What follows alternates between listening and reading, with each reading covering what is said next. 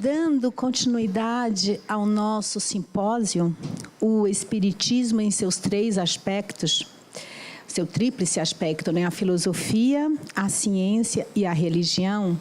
Hoje nós vamos falar um pouquinho da importância da filosofia e da religião no Espiritismo. Vocês lembram que é o tripé espírita, né? Religião, ciência e filosofia. O que é que nós vamos focar hoje? Esse aspecto filosófico nos encaminhando para a religiosidade. Quando eu falo, observe que eu falo religiosidade, nem tanto religião, porque a religiosidade é o que o Kardec queria deixar bem claro para a gente.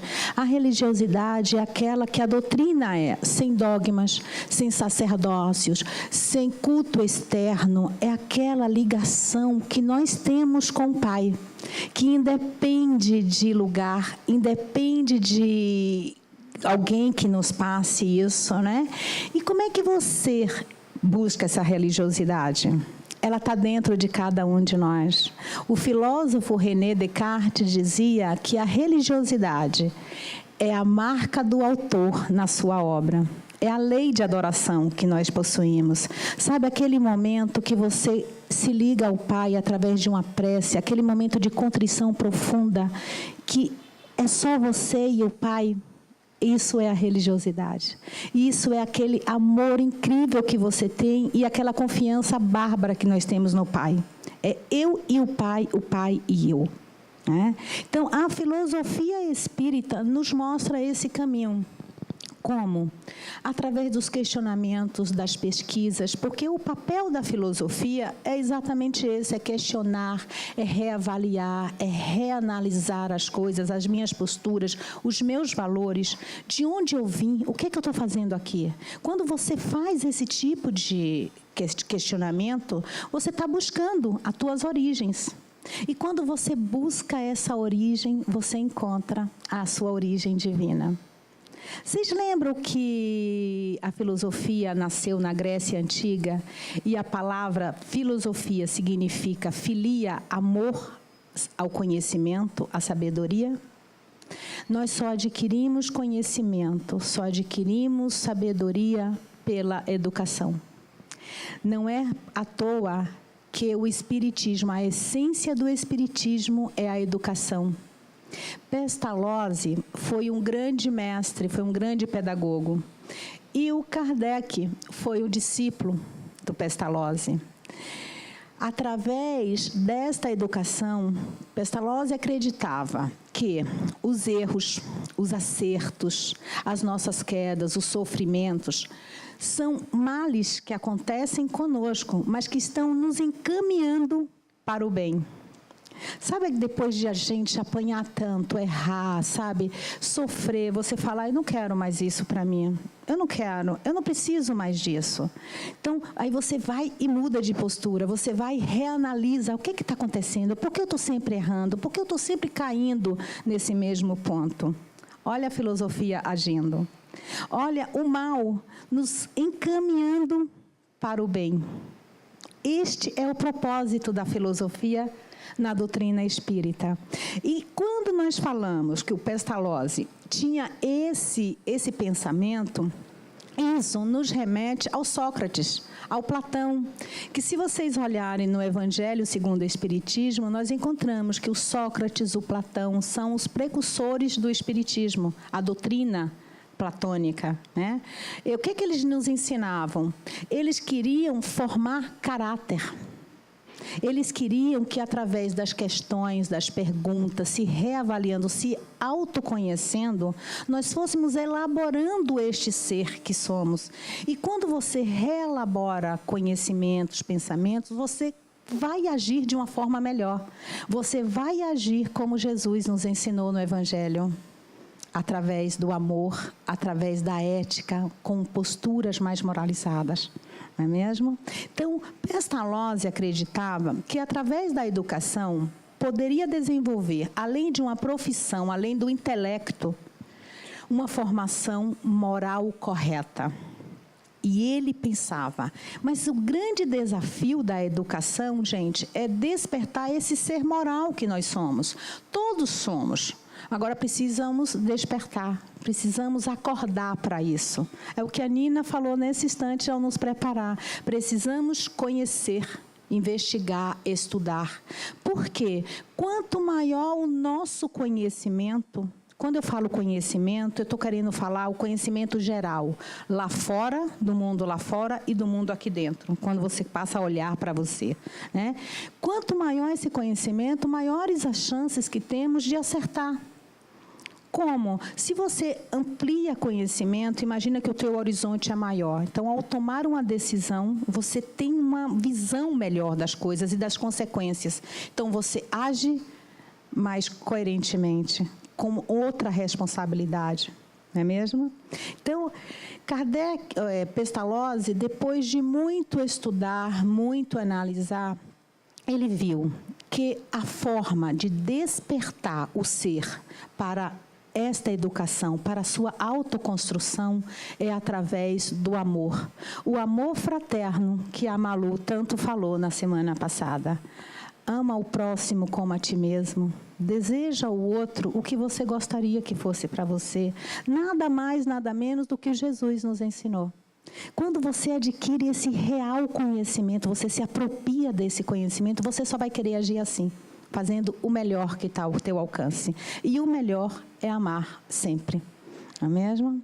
Kardec diz, a meta da educação consiste no desenvolvimento simultâneo das faculdades morais, físicas e intelectuais. Ele era, nesta época, antes, ele era o Rivail, né, o Hippolyte, né? Nesta época, ele era um grande pedagogo. Ele foi um grande pedagogo. Um homem de um vasto conhecimento, um trabalhador obstinado. E, como o Camille Flammarion falou no enterro dele, o bom senso encarnado. Ele era muito bem conceituado na sociedade parisiense da época. E, nesta época, estavam acontecendo uns fenômenos que estavam chamando a atenção de todo mundo. As mesas girantes. Vocês já ouviram falar dessas mesas girantes? Era uma reunião, alguns médiuns iam para essas reuniões, faziam as perguntas e, através das batidas ou do movimento das mesas, eles obtinham respostas. E várias pessoas foram anotando as perguntas e as respostas, né? Terminou formando um grande material, um grande acervo, né? E como Kardec era muito bem conceituado, ele foi convidado por alguns amigos dele a participar dessas reuniões. A princípio, ele relutou, mas insistiram e ele foi. Ele chegou, observou, né, olhou, analisou tudo. E o que ele percebeu? Que por trás de todo efeito inteligente, tem que ter uma causa inteligente. Como assim? Tem um efeito aqui que é inteligente. Quem causou este efeito inteligente só pode ser uma causa inteligente. E aí, em Obras Póstumas, o Kardec diz, entrevi debaixo da aparente futilidade e da espécie de diversão que faziam com aqueles fenômenos algo sério e como que a revelação de uma nova lei que prometia a mim mesmo investigar a fundo.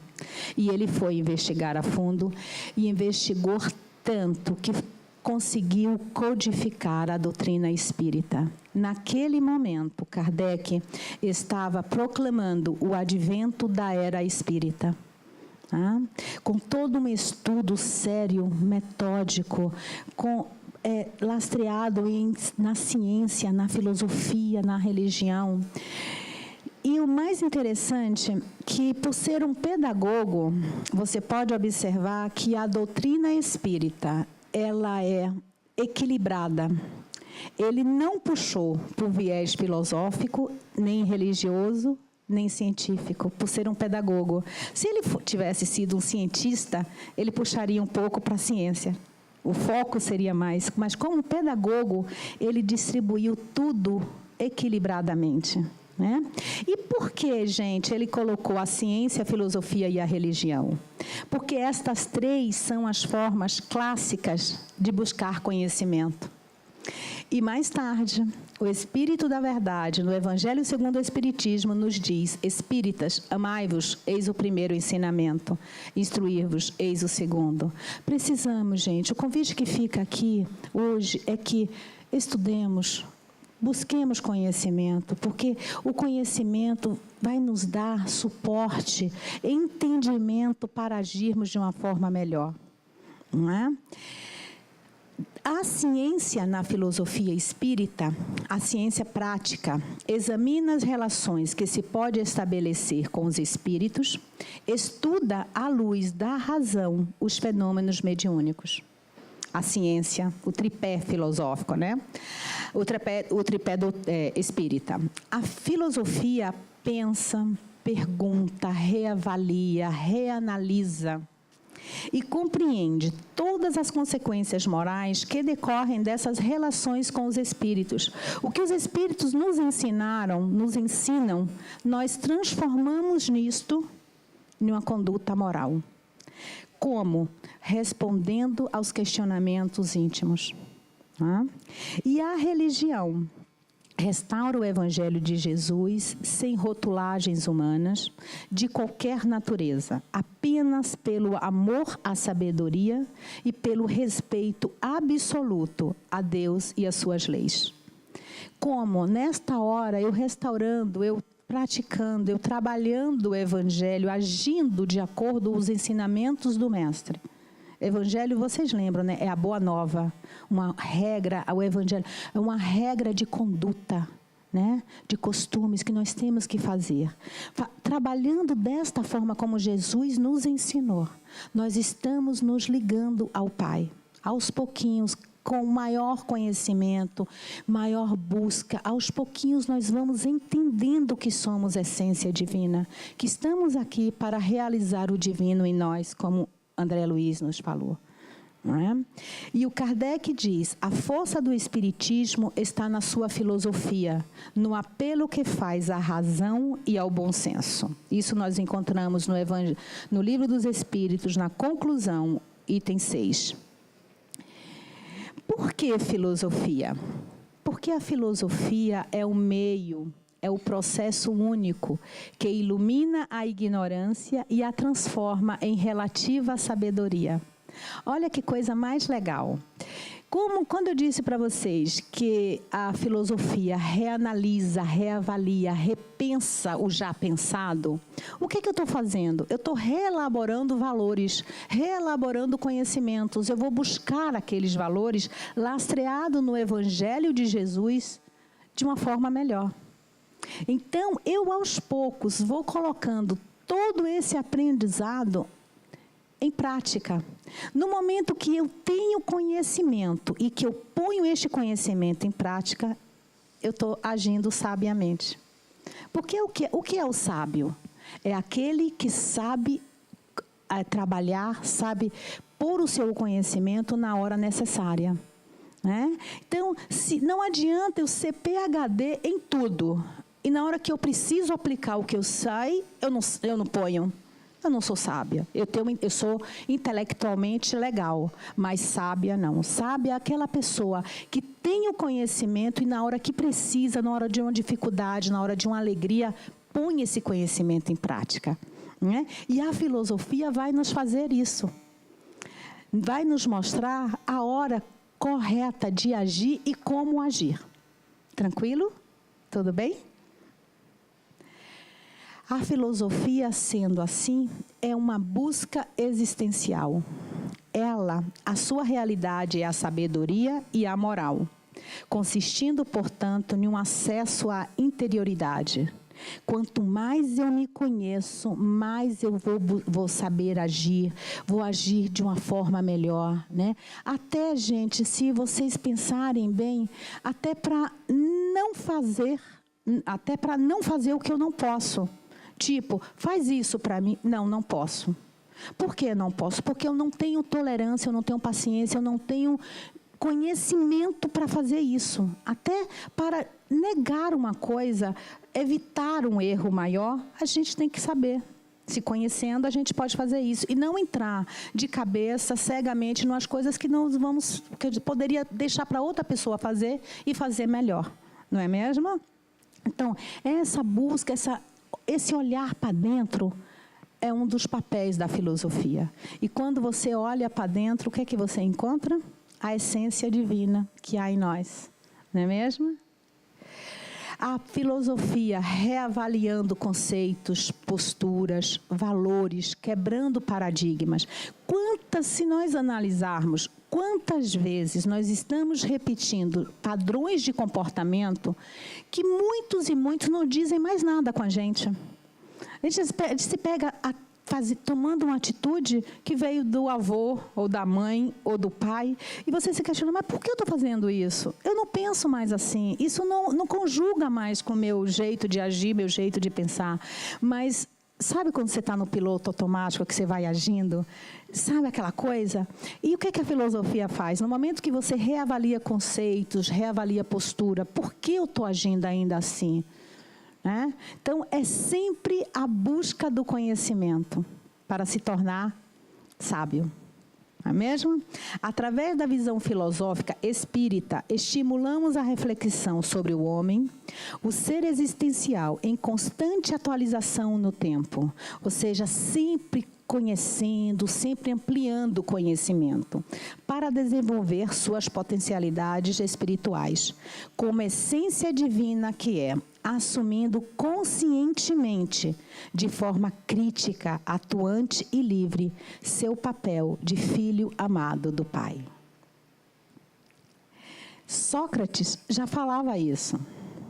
Quando Sócrates, a educação socrática visava a formação de consciências. Quando Sócrates saía pela rua de Atenas, perguntando o que é isso, o que é aquilo, e ia provocando as pessoas a responder, ele fazia com que as pessoas fossem reanalisando os seus valores, né? E chegava à conclusão de que só sei que nada sei, que é bárbaro. Quando você sabe que não sabe, você busca conhecer, né? Tem alguém que diz assim, eu esqueci o nome da pessoa, ele diz assim, só os bobos não filosofam, porque não tem conhecimento. O sábio vive se questionando porque quer sempre ampliar, quer sempre saber um pouco mais para agir melhor. Não é mesmo? Então, esse conhecimento, essa busca desse conhecimento, essas reavaliações, o repensar o já pensado, nos leva à conduta correta, ao aprimoramento intelectual e moral, ao caminho da verdade. No momento que você busca esse conhecimento, esse autoconhecimento, você está fazendo de você o seu conteúdo de estudo. É o que Sócrates fazia, extrair a luz espiritual. Mas Platão também falava, conhece-te a ti mesmo. O Platão, no livro A República, naquele famoso mito da caverna, quando ele diz que os prisioneiros ficavam ali na caverna, só vivendo das sombras que estavam lá fora, sendo projetadas as sombras na caverna. Ou seja, vivemos dentro de uma realidade que não é legal. Ao sairmos desta caverna, vamos à busca do bem, do belo, do justo, do amor, ou seja, da verdade, do conhecimento. Poderíamos até falar de Deus, não é mesmo? Desse Deus que há em nós. Então, gente, chegou o tempo de deixar de lado o exterior, de olhar a vida do vizinho e olhar para dentro de mim, como eu estou me comportando. Diante das situações da vida, como eu estou me posicionando, né? Chegou a hora da viagem extraordinária do autodescobrimento, no aprimoramento sem fim. Por isso que a doutrina espírita nos fala tanto dessa transformação moral. Porque quando você busca essa transformação, você está se aprimorando, você vai agir de uma forma melhor. Tá? A transformação moral, o objetivo essencial do Espiritismo é melhorar os homens, ajudando-os em seu progresso moral e intelectual. O verdadeiro espírita não é o que crê nas comunicações mediúnicas, mas o que procura aproveitar os ensinamentos dos espíritos. De nada adianta crer se sua crença não o faz dar sequer um passo na senda do progresso e não torna melhor. É aquele discurso oco. E o Fernando Pessoa nos mostra que há um tempo em que é preciso abandonar as roupas usadas, que já têm a forma do nosso corpo, e esquecer os nossos caminhos que nos levam sempre aos mesmos lugares. É o tempo da travessia, e se não ousarmos fazê-la, teremos ficado para sempre à margem de nós mesmos. É o tempo de se autoconhecer, de se burilar. Estou agindo bem? Poderia agir melhor? É o tempo de conhecer, gente, de despertar, né? E como um grande filósofo, né, um grande homem que buscava o conhecimento, o Kardec quis saber a origem de tudo. Kardec quis saber como as coisas surgiam, quem sou, de onde eu vim, qual o princípio de tudo isso. E aí, era tão importante para ele que no segundo capítulo do Livro dos Espíritos, se vocês olharem lá, tem os elementos gerais do universo. E na pergunta 27, ele fala, o espírito e a matéria são os dois componentes, os dois elementos constitutivos do universo? E o Espírito da Verdade nos diz, sim. E acima deles, Deus, o Criador, o Pai de todas as coisas. E ele fala, estas três coisas são o princípio de tudo que existe.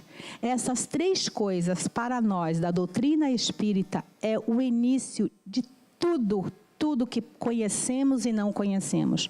É a Trindade universal. Se é o início de tudo que conhecemos, estamos incluídos nisso. Concordam? Se nós estamos incluídos neste início, Deus, a parte espiritual e a parte material, nós temos em nosso DNA, o DNA divino. O DNA que tem a essência divina em nós.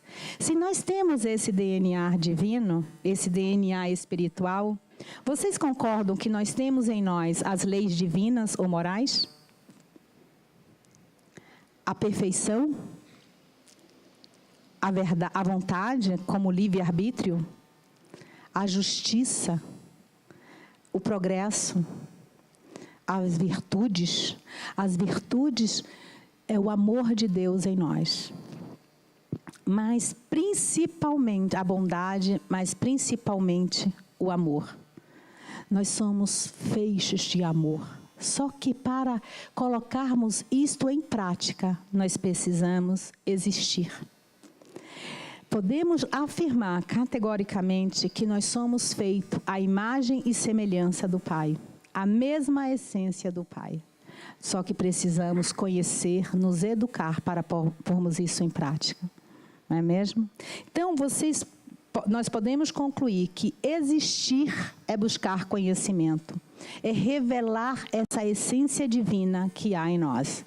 Não é mesmo? Chegou o momento da soltura dos seres ungidos e iluminados que somos desde a criação, para nos situarmos na plenitude para a qual fomos criados. Como fazer isso? Despertando para uma existência autêntica, pautada nos valores essenciais, fundados na natureza original do ser espírito. Como? Aplicando a ética. Quando eu falo ética, eu quero dizer o bom, o belo e o justo. Né? Decidindo naturalmente pelo bem, buscando um mundo moral, um mundo melhor, tendo consciência crítica, ou seja, trabalhando o Evangelho de Jesus, o amor fraterno. Né? Assim, todos esses aprendizados vão ficando em nós, vão sendo trabalhados, sendo potencializados, e cada vez nós vamos amadurecendo, melhorando. Isso aqui, gente, se entendermos isso, cai de vez aquela coisa, reencarnei para sofrer. Ai, a minha cruz é pesada. Ai, porque eu sofro tanto. Nós reencarnamos para reconstituir a nossa dignidade. Nós reencarnamos para fazermos melhor o que não conseguimos fazer da outra encarnação. Com a bênção do Pai. Não é? Mais uma chance, mais uma oportunidade que Deus nos deu para trabalhar essa essência divina que há em nós. Porque um dia alcançaremos. Quando? Não sabemos, mas temos a eternidade para alcançar. Mas seria muito interessante começarmos a fazer isso já, o quanto antes. Porque se pensarmos bem, já estamos um pouquinho atrasados, né?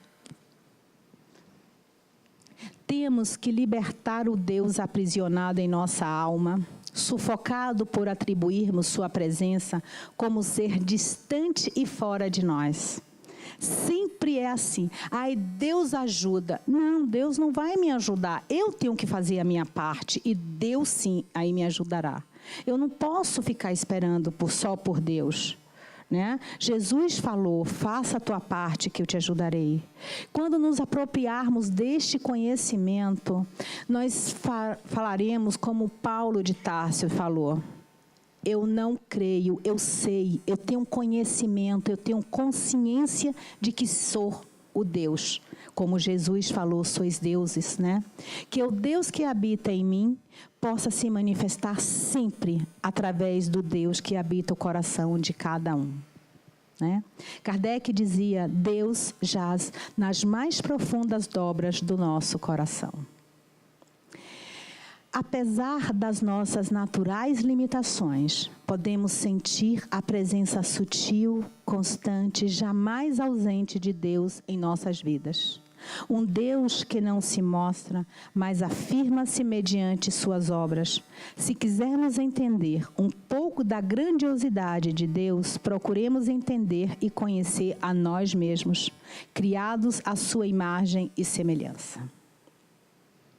Assim, pois, mister se faz descobrir cada qual em si mesmo esse Deus que é parte integrante da própria natureza e cuja revelação, por certo, carrega consigo o código de direitos e obrigações tão claramente determinados que o seu conhecimento é a chave de ouro que se precisa conhecer para uso próprio e emprestar aos outros que nos seguem. Portanto, meus irmãos, amigos, que Deus nos abençoe, que tenhamos sempre a sabedoria, que busquemos sempre essa essência divina em nós, mas principalmente que enxerguemos no outro essa imagem também. Porque assim como nós queremos amar, queremos fazer o melhor, às vezes escorregamos. O outro também está no mesmo caminho, o outro também está querendo acertar, só que às vezes dá uma escorregadinha, não é mesmo? Então, de posse desse conhecimento, querendo realmente esse novo conhecimento, podemos correr por abraço com o Mestre Jesus. Eu desejo a vocês muita paz, amor e sabedoria. Boa tarde a todos.